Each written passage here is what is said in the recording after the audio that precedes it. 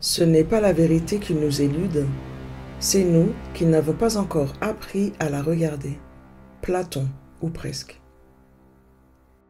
Imagine un trésor caché, convoité depuis des millénaires par les plus grands esprits. Pourquoi les philosophes antiques nous parlent-ils de vérité éternelle, mais inaccessible? Et surtout, comment pouvons-nous, toi et moi, commencer à déchiffrer ces mystères?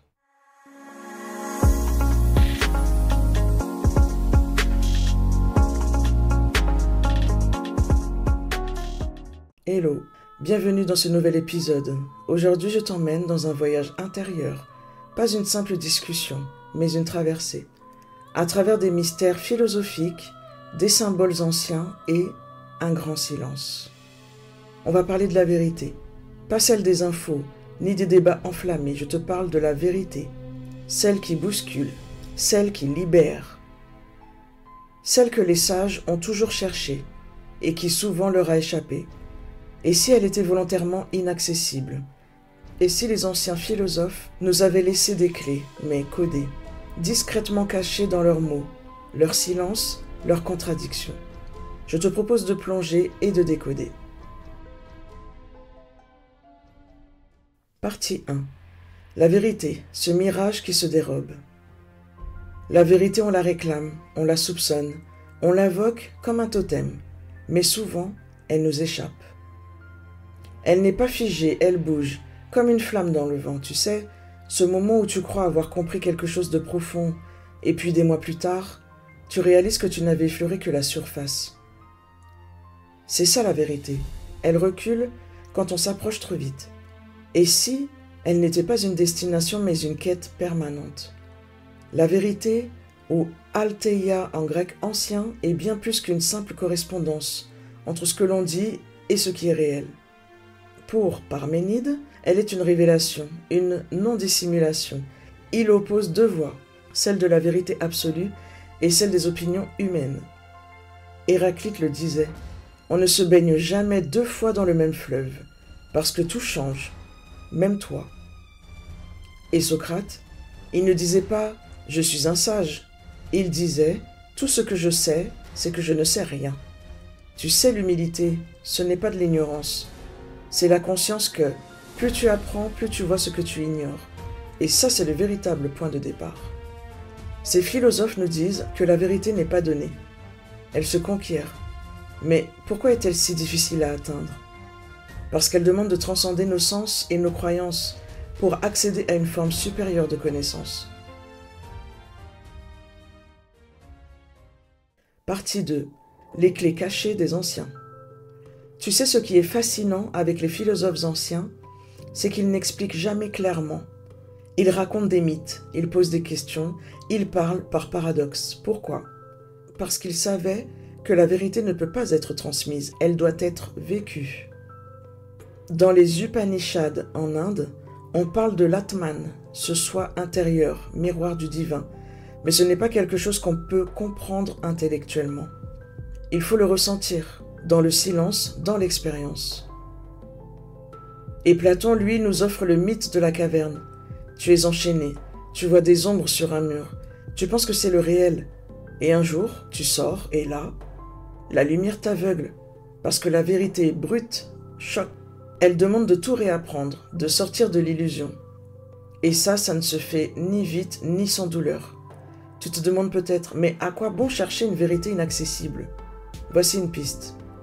Dans notre monde moderne, saturé d'informations, où les vérités alternatives et les fake news prolifèrent, comprendre ce que les anciens appelaient vérité peut nous aider à distinguer l'essentiel du superflu.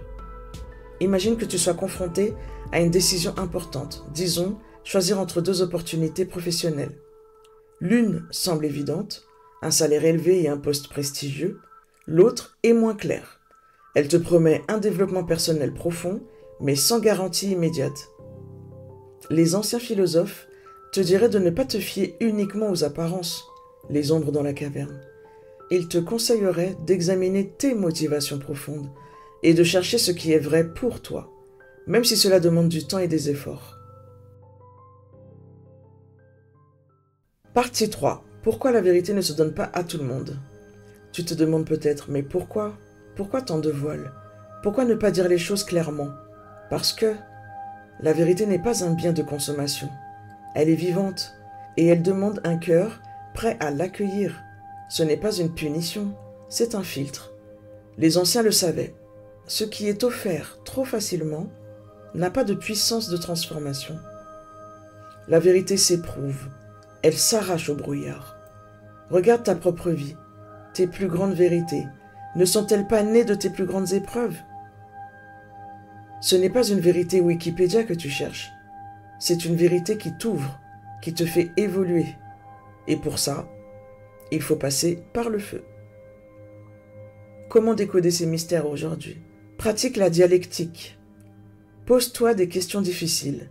Pourquoi crois-tu ce que tu crois? Est-ce basé sur des faits solides ou sur des opinions populaires? Cherche au-delà des apparences. Comme Platon le suggère, dépasse les sensations immédiates pour explorer les idées qui semblent immuables. Accepte l'incertitude. Parménide nous rappelle que la vérité n'est pas toujours confortable ni évidente.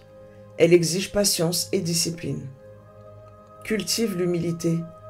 Socrate disait qu'il ne savait rien, et c'est précisément cette attitude qui lui permettait de s'approcher de la vérité. Réévaluer nos valeurs humaines. Les anciens philosophes nous invitent à ralentir et à réfléchir profondément. Dans une société où tout va vite, où l'on cherche des réponses instantanées, leur message est révolutionnaire. La quête de la vérité est un voyage intérieur qui transforme celui qui s'y engage. Comme le disait Platon, la conversation de l'esprit depuis le crépuscule de l'erreur vers la lumière de la vérité est ce que nous appelons la vraie philosophie.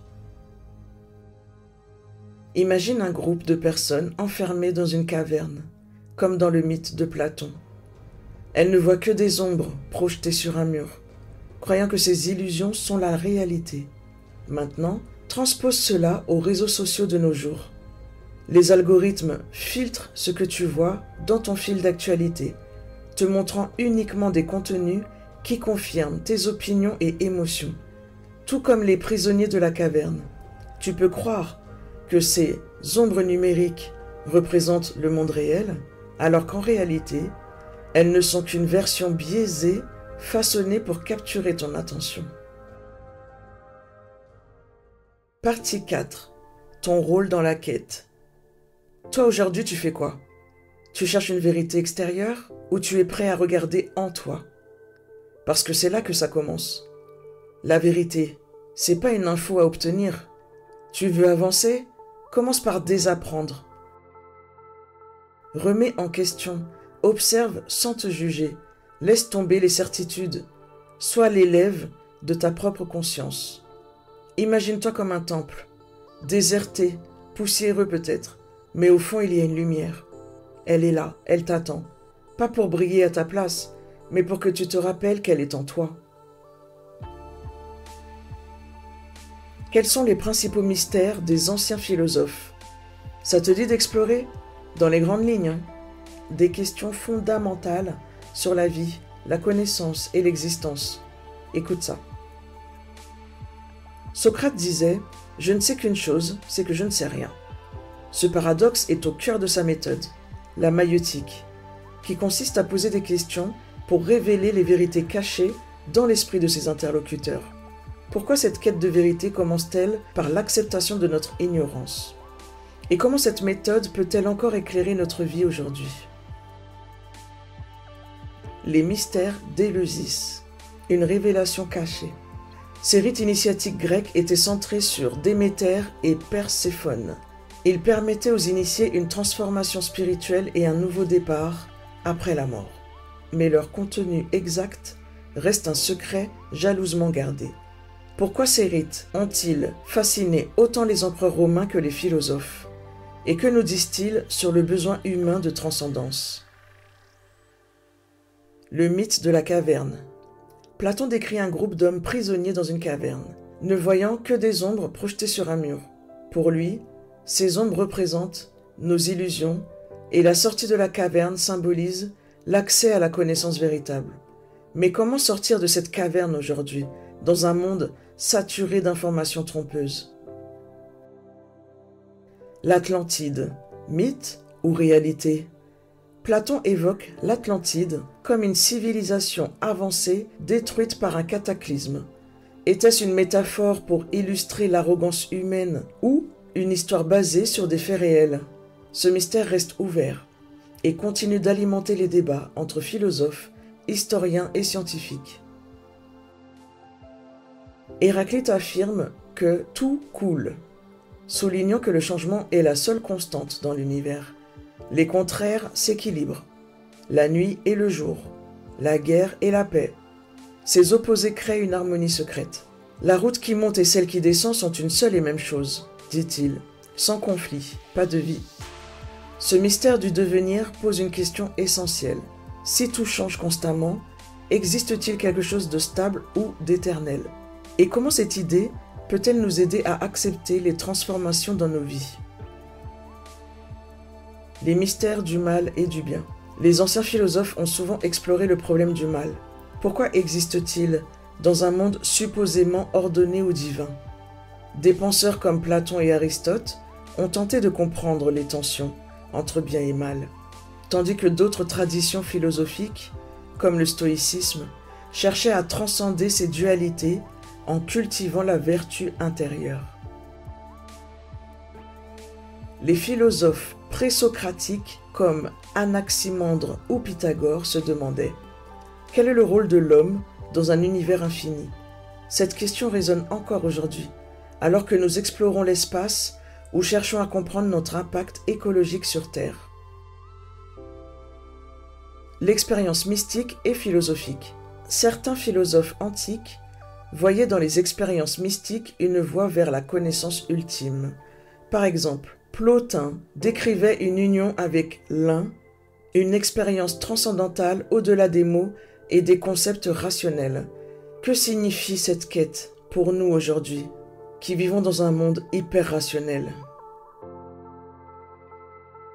Quel mystère te fascine le plus parmi ceux-ci? Et si tu prenais quelques instants pour réfléchir à ce qu'il pourrait révéler sur ta propre vie? Partie 5. Et si c'était déjà en toi? Et si tu ne devais rien chercher de plus? Et si tu devais juste te souvenir? Et si la vérité que tu cherches était déjà là? Pas dans le monde, pas dans un discours. La vérité, ce n'est pas une destination lointaine, c'est une mémoire intérieure. Tu l'as en toi, sous les couches, les blessures, les attentes. Elle est là. Le Bouddha disait « Sois ta propre lumière ». Et chez les stoïciens, on retrouve cette idée. Tout est en toi. Il ne s'agit pas de rajouter, mais d'ôter les voiles. Ferme les yeux un instant. Imagine-toi comme un temple, avec une flamme au centre. Cette flamme, c'est ta vérité. Elle ne crie pas. Elle attend que tu viennes, avec un cœur vrai. Chercher la vérité, c'est comme marcher sur un sentier montagneux. Chaque pas te rapproche d'un sommet que tu ne verras peut-être jamais. Mais le voyage lui-même transforme ton regard sur le paysage. La quête de la vérité est une discipline intellectuelle et morale qui nous pousse à questionner nos certitudes, à affronter nos illusions et à accepter que ce que nous croyons vrai puisse être fragile ou incomplet. Ce processus n'est pas une faiblesse, mais une force. Il nous libère des chaînes de l'ignorance et nous ouvre à la complexité du monde. Alors, la vérité, inaccessible, elle ne l'est pas vraiment, mais invisible à ceux qui ne savent pas encore voir. Elle s'éloigne quand tu veux la posséder, mais elle s'offre quand tu es prêt à la vivre. Tu n'as pas besoin de plus d'informations, tu as besoin de plus de présence. Et cette quête, elle est infinie, mais elle vaut chaque pas, chaque silence, chaque éveil. Merci d'avoir écouté jusqu'ici. Si cet épisode t'a parlé, partage-le, réveille une conscience autour de toi. Et surtout, continue ta quête, pas celle de l'extérieur, mais celle du dedans, parce que la vérité ne se possède pas, elle se vit. On se retrouve très bientôt, et d'ici là, garde ta lumière allumée.